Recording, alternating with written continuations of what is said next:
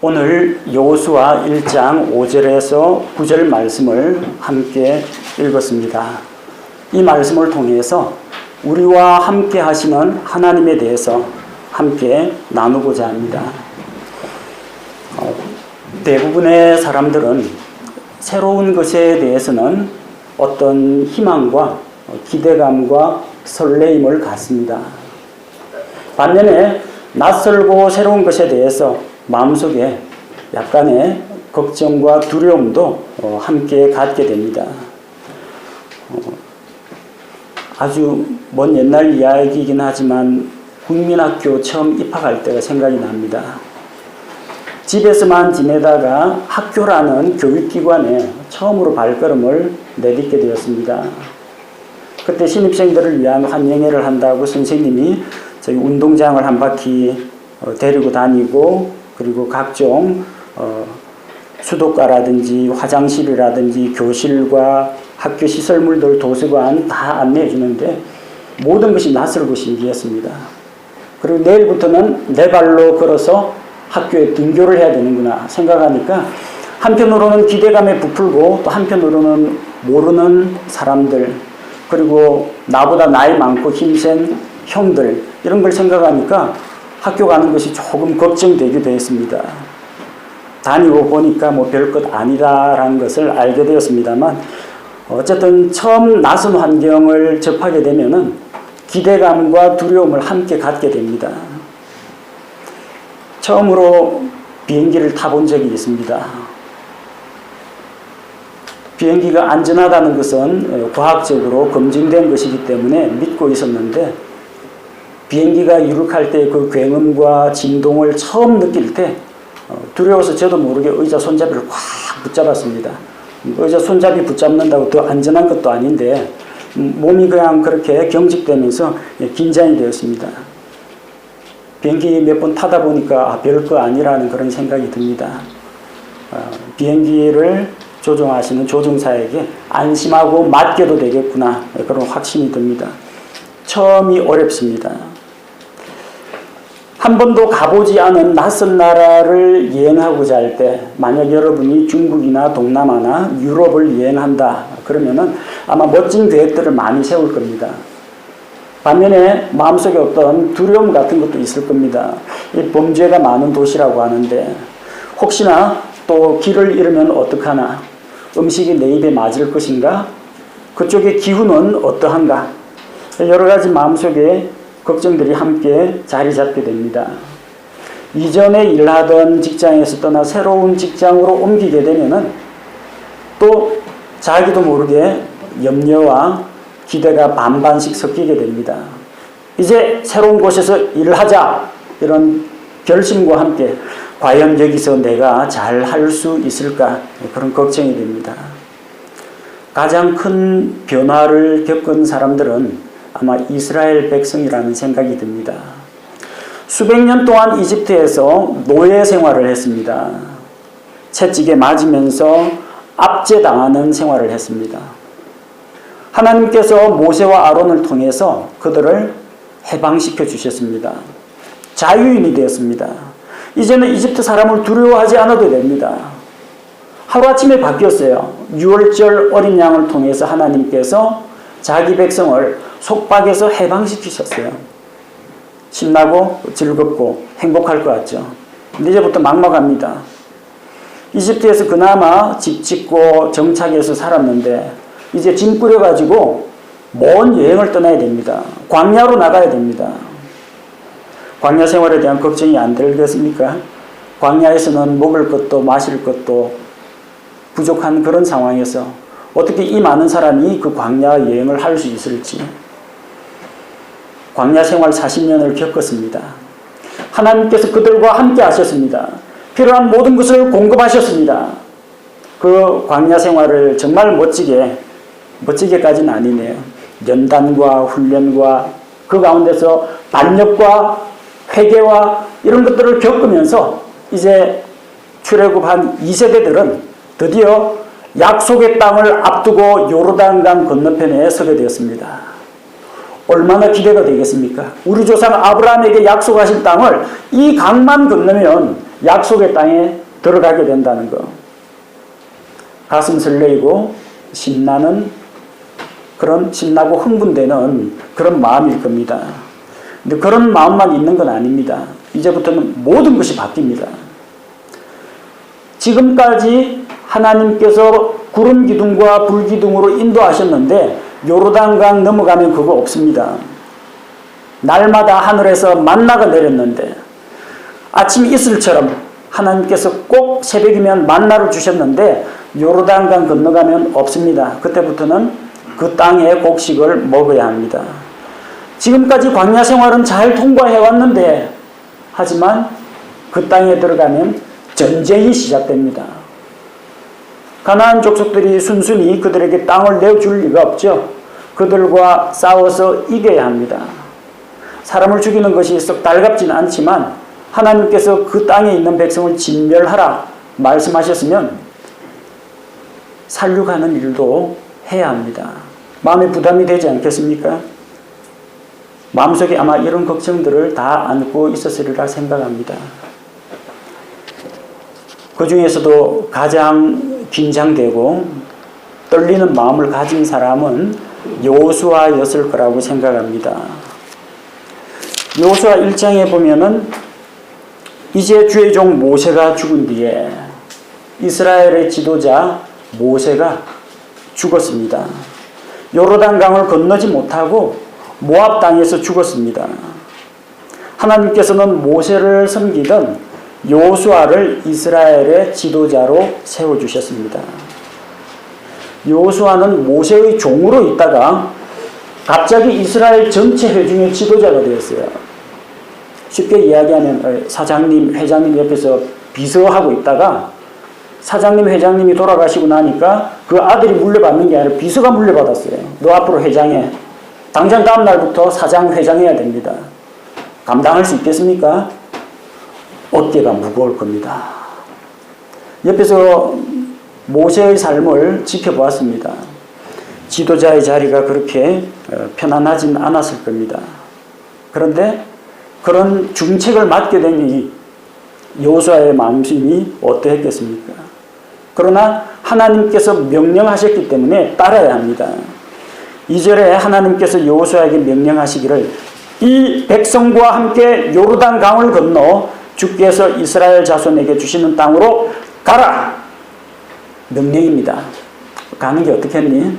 한번 가는 것도 괜찮을 거야. 한번 생각해봐. 이게 아니고요. 가라! 이 백성을 이끌고 약속의 땅으로 가라! 지도자가 된 여호수아에게 주께서 명령하셨습니다.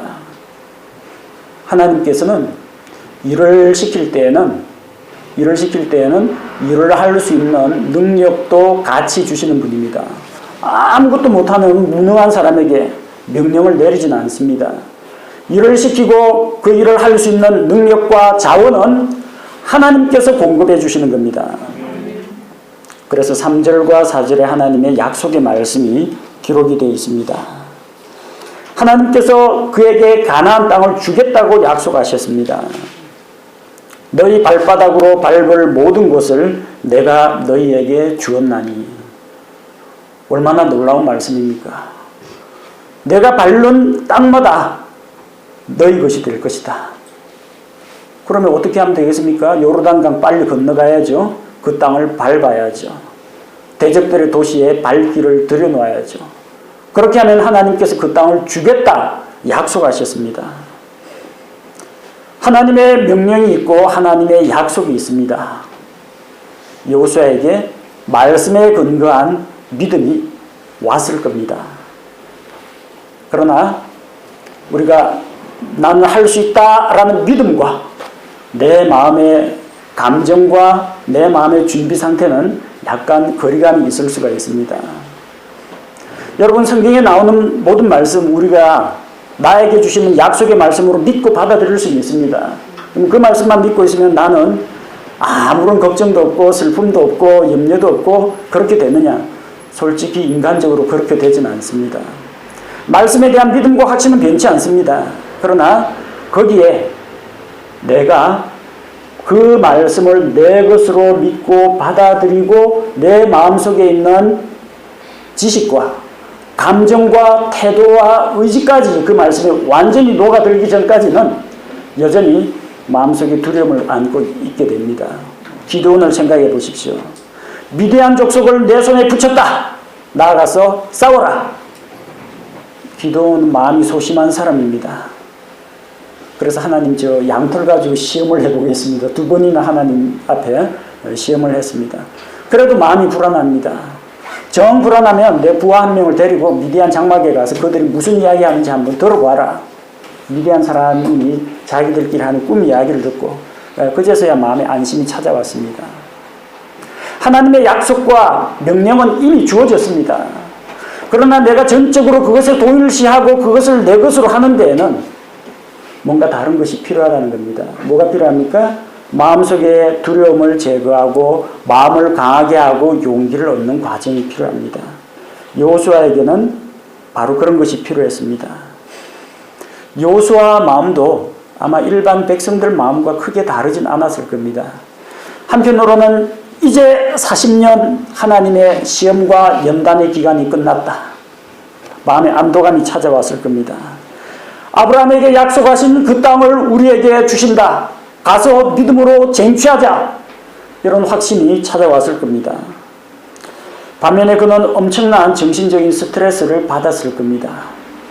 내가 무엇이길래 이 수많은 이스라엘 백성의 지도자가 돼서 이들을 책임져야 한단 말인가. 누구보다도 지도자의 고충을 잘 알고 있는 사람입니다. 좋을 때는 백성이 한없이 좋습니다. 물 떨어지면요 백성이 불평하고 원망합니다. 먹을 것이 없다, 만나를 주면 고기가 없다고 불평을 합니다. 심지어는 물 떨어지니까 모세와 아론에게 돌 던지려고 합니다. 이게 이스라엘 백성의 마음이에요. 250명이나 되는 회중의 통치자들이 모세의 지도권에 대해서, 모세의 리더십에 대해서 이의를 제기하고 반역을 일으켰습니다. 아니 심지어 그의 가족이라고 하는 아론과 미리암까지 모세를 대적하는 것을 여호수아가 종으로서 옆에서 다 지켜보았습니다. 지도자 아무나 하는 거 아니구나. 이 백성이 정말 나를 믿고 따라줄까? 마음에 걱정이 되었을 겁니다. 그 땅에 들어가면은 이제는 가나안 족속과 싸워야 하는데 전쟁을 해야 한다는 것도 알고 있습니다. 여호수아의 마음속에는 자기가 이스라엘의 지도자가 될 자격이 있을까? 이런 데 대해서 고민하는 마음이 있었을 테고, 이 백성이 내 말을 잘 따라줄 것인가? 그런 부분에 대해서 염려도 됐을 겁니다. 전쟁을 앞두고 아마도 대적들과 어떻게 싸워야 할지 많은 고민을 안고 있었을 겁니다. 그러나 그의 모든 것들을 알고 계신 하나님께서 오늘 우리가 읽은 본문 말씀 5절처럼 약속을 주십니다. 5절 말씀해 보니까 내 평생 동안 능히 아무도 내 앞에 서지 못하리니 내가 모세와 함께 하던 것 같이 너와 함께 하리라. 내가 너를 떠나지 아니하며 버리지 아니하리니. 자, 내 평생 동안이라고 했습니다. 내 평생 동안 아무도 여호수아 너를 대적하여 서지 못할 것이다. 대적들은 다 쓰러집니다. 약속의 유효기간이 나옵니다. 5년간 너를 무적으로 만들어주겠다. 10년 동안 너가 이스라엘 백성을 마음껏 통치하고 권력을 휘두를 수 있게 하겠다. 이게 아닙니다. 내 평생 동안, 여호수아가 살아있는 모든 세월 동안 이 약속이 유효하다는 겁니다. 이 약속은 다윗에게도 주셨습니다. 내 평생의 선하심과 긍휼이 정녕 나를 따르리니. 다윗의 평생 동안 하나님의 선하심과 긍휼이 함께합니다. 여호수아의 평생 동안 그 누구도 여호수아를 대적할 수 없게 하겠다 약속하셨습니다. 우리 성도들에게 주신 약속입니다. 우리가 이 세상 인생길을 살아가는 매 순간순간, 그리고 마지막에 저 천국에 이르는 그날까지 주께서 우리와 함께 하겠다고 약속을 주셨습니다. 얼마나 놀라운 약속입니까? 두 번째, 내가 모세와 함께 하던 것 같이 너와 함께 하리라. 모세에게 하던 대접을, 모세에게 하던 것 그대로 너한테도 해주겠다는 겁니다. 모세가 어떤 사람입니까? 주님과 대면하여 아는 사이입니다. 하나님과 긴밀하게 교제하는 사람이었습니다. 40일 밤낮을 먹지도 마시지도 않고 하나님과 깊은 교제를 나눴습니다. 주께서는 언제나 모세와 함께 계셨습니다. 모세가 어떻게 크고 놀라운 일들을 할 수 있었습니까? 주께서 모세와 함께 하셨기 때문입니다. 주께서 바로 그처럼 여호수아 너와 함께 하겠다. 내가 모세에게 해준 거 그대로 너한테도 해주겠다는 겁니다. 얼마나 놀라운 축복입니까? 그러니까 바뀐 거는 아무것도 없어요. 지도자만 모세에서 여호수아로 바뀌었어요. 하나님은 안 바뀌었어요. 하나님의 거룩하신 성품과 하나님의 능력은 전혀 바뀌지 않았습니다. 하나님의 사랑과 은혜와 긍휼은 전혀 변함이 없습니다. 하나님께서 일하는 통로만 바뀌었어요. 옛날에는 모세를 통해서 일하셨는데 이제 모세가 죽었기 때문에 여호수아라는 이 매개체를 사용해서 이 사람을 사용해서 일을 하시겠다는 겁니다. 여호수아 너의 능력으로는 일을 못한다. 모세도 자기 능력으로는 일을 하지 못했다. 그러나 내 능력이 너와 함께하면 할 수 있다는 겁니다. 주께서 함께 하시면 여호수아도 크고 놀라운 일들을 할 수 있다는 겁니다. 모세와 함께 하시던 그 하나님께서 여호수아와 함께 하십니다. 모세와 함께 하신 하나님, 여호수아와 함께 하신 하나님, 엘리야와 엘리사와 함께 하신 하나님, 우리 주 예수 그리스도와 함께 하신 그 하나님께서 오늘도 우리 성도들과 함께 하겠다는 약속을 주신 것입니다. 다음으로 내가 너를 떠나지 아니하며 버리지 않겠다 약속하셨습니다. 아무리 가깝게 지내던 사람도 서로 사이가 멀어지면 버리고 떠날 수가 있습니다. 우리는 친구와 사귀다가도 또 때로는 감정이 상하기도 하고 이별하기도 합니다. 사업을 하느라 같이 공동으로 투자해서 동업을 하다가 사소한 문제로 다툼이 일어나서 서로 헤어지거나 또 한 사람이 다른 사람을 배신하는 그런 일도 일어납니다. 죽을 때까지 떠나지 않을 거야.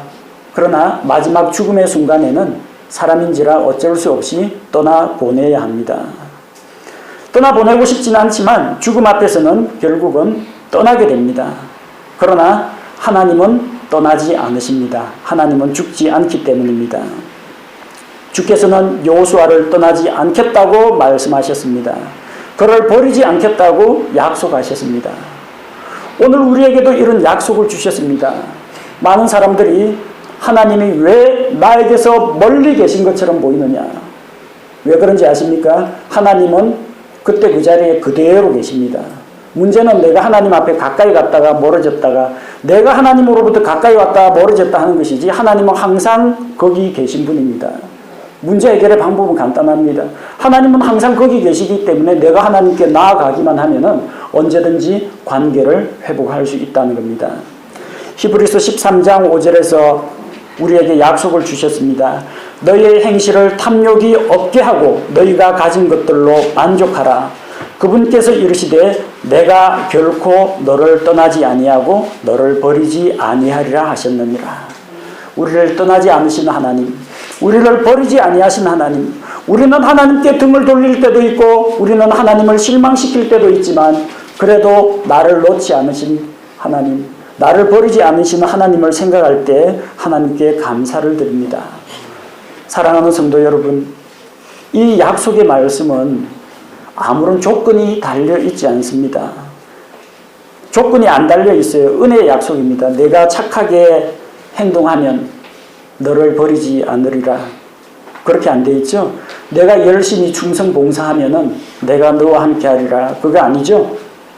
내가 바르게 살기만 하면, 내가 포인트를 몇 점 이상 달성하면 그때는 떠나지 않도록 하마. 그런 조건이 아닙니다. 은혜로운 약속입니다. 바꾸어 말하면, 아니 그러면 여호수아가 잘못해도 하나님 함께 하신다는 겁니까? 맞습니다. 하나님이 만약에 사랑의 하나님이 아니면 여호수아가 뭐 실수했거나 잘못했으면 너 잘못했지? 나 간다? 이해 없지? 훌쩍 떠납니다. 근데 하나님은 그런 분이 아니라 여호수아가 비록 잘못하면 그래도 안 떠납니다. 포기 안 합니다. 내가 징계를 하고 너를 바로 가르치고 바로 잡아서라도 너 내 이름을 위해서 의의 행로들로 가게 만들겠다. 절대 안 떠납니다. 만약에 우리가 하나님의 아들이 아니고 하나님의 사생자라면 내 자식 아니니까 네 마음대로 해라 그러겠지만 아버지가 자기 아들을 버리는 법은 없습니다. 아들이 잘못할 때도 내가 너를 떠나지 않으리라. 너의 잘못된 그 모습과 너의 추한 모습 그런 걸 바로 잡을 때까지 그리고 바른 길을 갈 때까지 결코 내가 너를 놓지 않겠다. 포기하지 않으신 하나님입니다. 이거는 여호수아의 상태하고는 관계없어요. 하나님의 신실하심만이 이 여호수아의 약속을 여호수아에게 하신 약속을 지킬 수 있는 겁니다. 우리의 상태에 따라서 좌우되는 약속이 아니고 신실하시고 긍휼이 풍성하신 하나님께서 우리에게 일방적으로 주신 약속입니다. 우리는 하나님 없이는 아무것도 할 수 없습니다. 반대로 하나님께서 우리와 함께 하시기만 하면 모든 것을 할 수 있습니다. 사람들이 비난하고 떠날지라도 환경이 바뀔지라도 주께서 함께 하신다는 약속을 주셨습니다. 그거면 됩니다. 그 약속만 있으면 됩니다. 주님만 우리와 함께 있으면 모든 것이 해결된다는 것입니다. 이 약속의 말씀을 주시고 하나님께서 6절에서 여호수아를 격려하십니다. 뭐라고 격려하십니까? 마음을 강하게 하고 크게 용기를 내라. 내가 이 백성의 조상들에게 맹세하여 그들에게 주겠다고 한 땅을 내가 이 백성에게 상속재산으로 나누어 주리라. 마음을 강하게 하고 크게 용기를 내라고 말씀하셨습니다. 이 말씀으로 미루어 보아서 아마 여호수아의 마음이 두려워하는 마음, 미래에 대해 걱정하는 마음, 위축된 마음 상태였다는 것을 엿볼 수가 있습니다. 가나안 땅이 어떤 곳인지 제일 잘 아는 사람이 여호수아하고 갈렙입니다. 가나안 땅을 40일 동안 정탐하고 돌아온 사람이에요. 성벽이 얼마나 두껍고 높은지 다 보고 왔어요. 거기에 자기들 키의 2~3배가 되는 거인들이 살고 있다는 그것을 눈으로 보고 왔습니다. 거인이 쓰는 무기가 얼마나 엄청난 것인지 다 보고 왔어요. 그 위력을 알고 있는 게 여호수아입니다. 대적들 상대하려면 마음 단단히 먹어야 됩니다. 위축되지 말고 용기를 내야 합니다. 마음을 강하게 하고 크게 용기를 내라. 위축된 여호수아에게 하나님께서 용기를 불어넣으셨습니다. 그리고 다시 한번 약속하시죠. 내가 이 백성의 조상들에게 맹세하여 그들에게 주겠다고 한 땅, 아브라함과 이삭과 야곱에게 약속하신 약속의 땅 가나안 땅을 내가 이 백성에게 상속재산으로 나누어 주리라. 하나님, 저 아직 요르단강 건너지도 않았습니다. 그 땅 제 땅도 아닌데 제 앞으로 부동산 등기되어 있는 것도 아닌데 제가 어떻게 무슨 재주로 나눠줍니까? 근데 하나님께서는 이미 가나안 땅은 주머니 속에 있는 공깃돌 정도로 생각하고 계십니다. 그 원래 내 땅이야. 내가 만든 땅이야. 너한테 줄게. 이스라엘 백성에게 갈라줘. 하나님 아주 쉽게 말씀하십니다. 이렇게 쉽게 말씀하시고 쉽게 약속하셨는데 놀랍게도 그 약속이 여호수아 18장 10절에서 이루어졌습니다. 여호수아가 그들을 위하여 실로에서 주 앞에서 제비를 뽑고 거기서 여호수아가 이스라엘 자손의 배분에 따라 그 땅을 그들을 위해 나누었더라. 그대로 됐죠. 내가 그 땅을 백성에게 나눠주게 될 것이다. 실제 가나안 땅을 정복하고 여호수아가 하나님 앞에서 각 지파별로 땅을 제비 뽑기에서 다 나눠줬습니다. 하나님의 약속은 어김이 없습니다. 하나님께서 우리와 함께 하십니다. 우리가 마귀와의 전쟁에서 승리할 것이라는 확실한 보장을 이미 받았습니다. 그러므로 우리는 모두 마음을 강하게 하고 용기를 내야 합니다. 하나님께서 약속을 주시고 그를 격려하신 다음에 이번에는 여호수아 쪽에서 행해야 할 것들, 여호수아가 지켜 행해야 할 책임에 대해서 일러주십니다. 그것이 7절과 8절에 나와 있습니다. 7절에 오직 너는 마음을 강하게 하고 심히 용감한 자가 되어 내 종 모세가 내게 명령한 모든 율법대로 지켜 행하고 그것을 떠나 오른쪽으로나 왼쪽으로나 치우치지 말라. 그리하면 내가 어디로 가든지 형통하리라. 이렇게 말씀하셨습니다. 이거 6절에도 나왔는데 7절에 왜 또 이 말씀을 하시느냐. 6절에서 하신 말씀은 뭐예요? 위축되어 있는 여호수아에게 마음을 강하게 하고 크게 용기를 내라. 가나안 전쟁에서요, 너는 승리한다. 그리고 그 땅을 백성에게 분배할 것이다. 가나안 땅을 차지하는 문제에 대해서 마음을 강하게 하고 담대히 하라는 겁니다. 실제로는 그거하고는 전혀 다른 맥락입니다. 오직 너는 마음을 강하게 하고 심히 용감한 자가 되어 대적들을 물리쳐라. 그래 돼 있어요? 그런 거 안 나오네요. 오직 너는 마음을 강하게 하고 심히 용감한 자가 되어 백성의 위대한 지도자가 되라. 그런 내용도 아닙니다. 오직 너는 마음을 강하게 하고 심히 용감한 자가 되어 기필코 전쟁에서 승리하라. 그런 내용은 없습니다. 마음을 강하게 하고 용감한 자가 되어야 하는 이유는 가나안 족속과의 전쟁에서 이기기 위해서 필요한 것이 아닙니다. 오직 너는 마음을 강하게 하고 심히 용감한 자가 되어 뭐라고 했어요? 율법을 다 지켜 행하라고 했습니다. 말씀에 순종하라고 했어요. 그러니까 여기서 마음을 강하게 하고 용기를 가져서 용감하게 행해야 하는 이유는 말씀에 순종하기 위한 용기를 말하는 거지 대적들과 싸우는 용기를 말하는 게 아닙니다. 하나님께서 모세를 통해 주신 말씀을 다 지켜 행하는 데는 마음을 강하게 먹고 용기를 가져야 합니다. 그 말씀에서 벗어나서 좌로나 우로나 치우치지 않고 중심을 잘 잡고 가려면 마음을 강하게 먹어야 됩니다. 안 그러면 마음이 흔들리면 내가 걸어가는 길이 좌우로 흔들릴 수가 있습니다. 내가 만약에 하나님의 말씀에 전적으로 순종하겠습니다라는 그런 확신과 용기가 없다면 머리로는 주의 명령을 아는데 행동으로 실천을 하지 못해서 내가 우유부단함 때문에 나약함 때문에 하나님의 말씀을 다 이행하지 못하게 된다는 겁니다. 우리는 말씀에 순종하기 위해서 강한 마음이 필요합니다.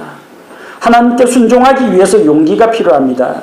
대적과 싸우는 용기가 아니라 나 자신을 쳐서 복종시켜서 하나님의 말씀 앞에 굴복시키는 데 용기가 필요하다는 겁니다.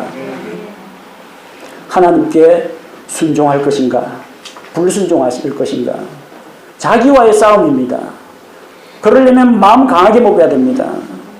자신의 마음과의 싸움에서 내가 마음의 결정을 말씀에 따라 성령님에 따라 결정하겠다 이렇게 고백하고 하나님의 말씀 앞에 무릎 꿇는 데는 반드시 용기가 필요합니다. 자신의 생각과 고집을 버리고 자기 의지를 주께 굴복시키는 데는 용기가 필요합니다. 때로는 하나님의 말씀을 따르기 위해서 마음속에 갈등을 겪어야 할 때도 있고 때로는 손해를 봐야 할 때도 있습니다. 오늘 하나님께 예배를 드려야 하는데 오늘 친구 결혼식 가기로 했는데 안 가면 또 사이가 멀어질까 걱정인데 예배 드릴까? 결혼식 갈까? 기말고사 기간이 가까웠는데 교회 가면 그 시간만큼 공부를 못할 텐데 예배 드릴까? 공부할까? 갈등이 생기죠. 내가 하나님의 말씀에 순종할 것인가? 아니면은 내 뜻에 순종할 것인가? 여러분 이 결정 내리는데 용기가 필요합니다. 인간관계에 있어서 내가 먼저 양보하고 내가 먼저 용서를 구하고자 구해야 한다는 것은 알고 있습니다. 원수를 사랑하라는 말씀도 알고 있습니다. 낮아지라는 말씀도 알고 있습니다. 왠지 그런데 그렇게 하면 내 자존심이 손상될 것 같고 가는 말이 고우면 오는 말이 험하다고 하죠. 내가 숙이고 들어가면 저 사람이 나를 더 우습게 여길 것 같습니다. 손해볼 것 같아요. 성경은 그렇게 말했지만 주님 정말 저 그렇게 안 하고 싶습니다. 제 자존심 죽이고 싶지 않습니다. 하지만 말씀에 순종해야 한다는 걸 알고 있다면 내 자신을 쳐서 복종시키는 용기가 필요하다는 겁니다. 직장 상사가 술잔 따라줍니다. 그 김대리 한 잔 받게 하는데 내가 이걸 마셔야 되나 말아야 되냐. 하나님의 말씀에 따르자면 이거 거절을 하는 것이 옳고 정중하게 내려놓는 게 옳고 그러나 직장 상사 비율을 맞추려면 하나님 눈 감아 주십시오. 못 본 걸 해주십시오. 홀짝 한순간만 했으면 좋겠는데 갈등 생기죠. 그런데 용기가 필요합니다. 나 자신을 낮추고 굴복시키고 내 인간관계를 희생시키고 이러는 데는 손해볼 각오가 되어 있어야 합니다. 한 학생, 우리 교회 학생으로부터 이야기를 들었어요. 친구하고 관계에 다툼이 일어났다고 해요. 자기보다 몸도 약하고 싸우면 자기가 이겨요. 근데 자기를 조롱하고 자기를 때렸대요. 근데 어떻게 했냐? 되받아치면 제가 이길 걸 알지만 내가 그리스도인이라는 걸 그 친구가 알고 있는데, 내가 하나님 믿는 사람이라는 걸 알고 있는데 그럴 수가 없어서 손해보고 그냥 맞고 있었다고 합니다. 잘했다고 제가 칭찬해 줬어요. 그게 하나님께 순종하는 데 필요한 용기입니다. 딱 그 한순간만 참으면 되는데, 그 다음에 어떻게 됐냐? 그 친구가 잘못했다고 신하고 용서를 구했어요. 하나님께서 주시는 보상입니다. 힘들어요. 그 순간에 내가 이게 한 주먹 감도 안 되는데 여기 딱 날리면요, 그 다음에 예수쟁이가 주먹질이나 하고 욕도 씁니다. 나한테 욕이 돌아오는 게 아니라 하나님 앞에 욕이 돌아갑니다. 순종하는 데는 용기가 필요합니다. 내 고집과 내 의지를 꺾고 굴복시키는 데 용기가 필요한 겁니다. 대적하고 싸우는 데 용기가 필요한 게 아니라 내가 주님 앞에 무릎 꿇고 순종하는 데 용기가 필요하다는 겁니다. 그래서 마음을 강하게 먹고 용감한 자가 되라는 겁니다. 그리고 약속을 주시죠. 마음을 강하게 하고 심히 용감한 자가 되어 모세의 율법을 다 지켜 행하고 좌로나 우로나 치우치지 말라. 그리하면 내가 어디로 가든지 형통하리라. 이거는 조건이 달려있죠. 앞쪽에 말씀에 순종하라, 말씀을 지켜 행하라, 말씀의 정로에서 벗어나지 말고 치우치지 말라. 그리하면 내가 어디로 가든지 형통하리라. 우리가 주의 말씀에 순종하기만 하면 어디로 가든지 형통하게 됩니다. 어디로는 중요하지 않습니다. 어디로 가든지 중요하지 않습니다. 불과 며칠 전만 해도 우리 이제 어떡하지? 우리 이제 어디로 가지? 다 그런 고민, 걱정들 다 했습니다. 내가 어디로 가느냐? 어느 도시에 사느냐? 어느 학교로 지나가느냐? 어느 직장에 입사하느냐? 어느 교회 다니느냐? 어디가 중요한 게 아닙니다. 정말 중요한 것은 내가 어디에 있든지 주님 앞에서 순종하는 삶을 살고 있느냐가 중요합니다. 그렇다면 어디에 있느냐와 관계없이 형통하게 됩니다. 요셉은 하나님께서 함께 하셨습니다. 보디발 집에서 가정총무로 일할 때도 하나님 함께 하셨습니다. 하나님 함께 하시면 괜찮아요. 신분이 종이라도 상관없어요. 누명 쓰고 감옥에 들어갔습니다. 죄수가 되었어요. 잘못한 것도 없는데 죄수의 신분이고 감옥에 있어도 어디로 가든지 감옥에 가든지도 문제가 되지 않습니다. 하나님께서 그와 함께 하셨습니다. 그를 형통하게 하셨습니다. 나중에 감옥에서 나와서 이집트의 총리 대신이 되었습니다. 이집트의 총리 대신이 되어도 어디로 가든지 형통했습니다. 총리가 되면 할 일이 얼마나 많습니까? 더군다나 다가올 기근에 대해서 대비해야 되는데 그런 막중한 일도 어디로 가든지 주께서 형통하게 해주셨다는 겁니다. 하나님의 말씀에 이렇게 용기를 내어서 마음을 강하게 먹고 순종할 때 우리는 형통하게 됩니다. 8절에 바로 이렇게 용기를 내어서 말씀에 순종하려면 일단 말씀을 잘 알아야 됩니다. 말씀을 가까이 해야 합니다.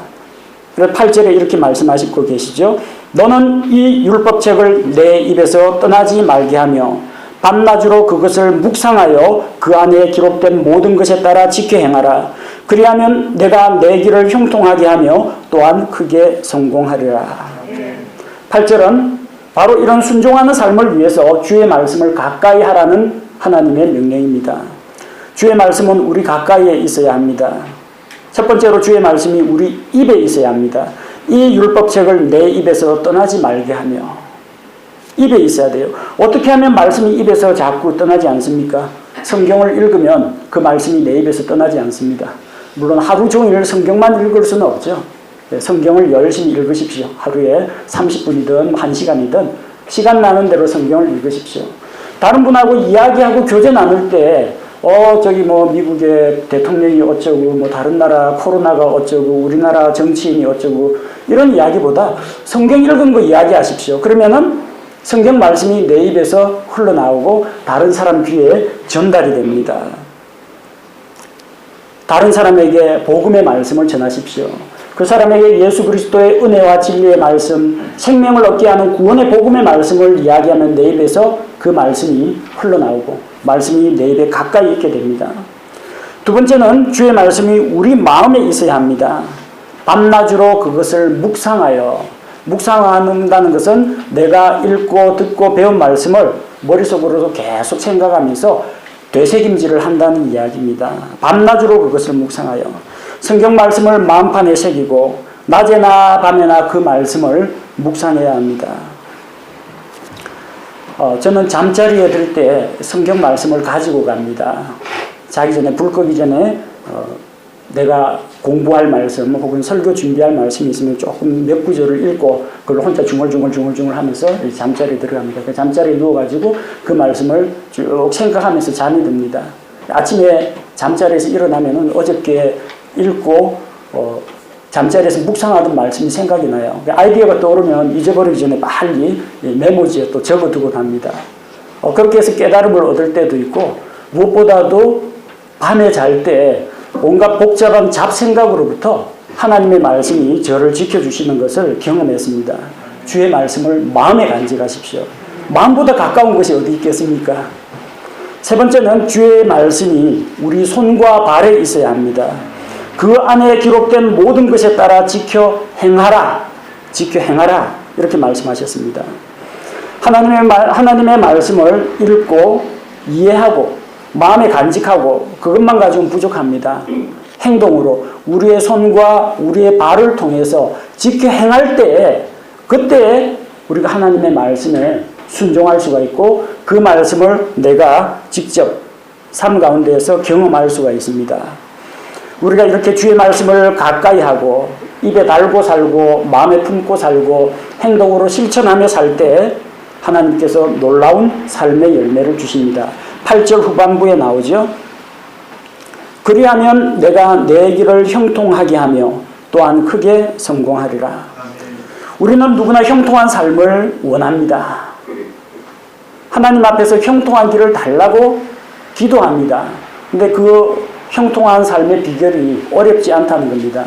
말씀을 가까이 하고 말씀을 달고 살면 됩니다. 우리는 누구나 성공하기를 원합니다. 성공의 비결은 멀리 있지 않습니다. 하나님의 말씀을 가까이 하고 그 말씀을 내 삶 가운데에서 달고 살아가면 됩니다. 성경은 성공을 위한 책은 아닙니다. 저도 설교 시간에 성공하는 사람의 7가지 습관 이런 이야기나 성공하는 그리스도인 이런 거는 잘 다루질 않습니다. 성경은 성공을 위한 책이 아닙니다. 그러나 순종의 결과로 성공이 따라온다. 이것은 보장할 수가 있습니다. 킹제임스 성경에서 영어 킹제임스 성경에서 성공이라는 단어는 딱 한 번 나옵니다. success라는 단어가 여러분 찾아보면 딱 한 번 나옵니다. 그게 어디 나오냐? 오늘 본문에 나와요. 크게 성공하리라. 여기 딱 한 번 나오고 다른 데는 성공이라는 단어가 절대 나오지 않습니다. 그 보기 드문 성공, 그 유일한 성공의 길이 무엇이냐? 말씀을 가까이 하고 그 말씀을 내가 삶 가운데에서 순종하는 것입니다. 마지막 9절 말씀입니다. 하나님께서 5절 말씀에 약속으로 여시고 9절에서 약속으로 다시 괄호를 닫고 계십니다. 5절에서 하나님께서 말씀하실 때 내가 너와 함께하리라. 내가 너를 떠나지 않고 버리지 아니하리라. 왼쪽 괄호 열었습니다. 9절에서 괄호를 닫습니다. 내가 내게 명령하지 아니하였느냐. 마음을 강하게 하고 크게 용기를 내라. 두려워하지 말며 너는 놀라지 말라. 내가 어디로 가든지 주 내 하나님이 너와 함께 하느니라. 하나님께서 우리와 함께 한다는 게 5절하고 9절에 딱 쌓여 있어요. 그 가운데는 뭐가 들어있어요? 하나님의 말씀을 순종하는데 강한 마음과 용기가 필요하다. 그 말씀을 항상 가까이 하고 말씀에 순종하라. 여기에 들어있습니다. 우리가 이 놀라운 하나님의 약속, 우리와 함께 하겠다는 주님의 약속을 받아 누리기 위해서는 실제 삶 가운데 맛보기 위해서는 7절과 8절 말씀처럼 말씀에 순종하고 말씀을 가까이 하고 말씀에 순종하는 것이 필요하다는 겁니다. 하나님께서 9절에서 다시 한번 말씀하십니다. 내가 내게 명령하지 아니하였느냐. 뭐 명령하셨어요? 마음을 강하게 하고 크게 용기를 내라. 두려워하지 말며 너는 놀라지 말라. 명령하셨습니다. 여호수아와 이스라엘 백성은 마음을 강하게 해야 했습니다. 하나님의 말씀에 순종하기 위해 용기를 내야 했습니다. 그 어떤 대적들도 두려워하지 말고 오직 주님만 두려워하는 삶을 살아야만 했습니다. 여호수아와 이스라엘 백성처럼 새로운 환경에서 모든 것을 새로 시작하는 우리 성도 여러분, 마음을 강하게 먹고 용기를 내십시오. 오직 하나님만 두려워하십시오. 아무것도 두려워하지 말고 그 누구도 두려워하지 마십시오. 우리 앞에 아무리 높은 성벽이 가로막고 있어도 문제 없습니다. 하나님을 대적하는 거인들이 나타나도 놀라지 마십시오.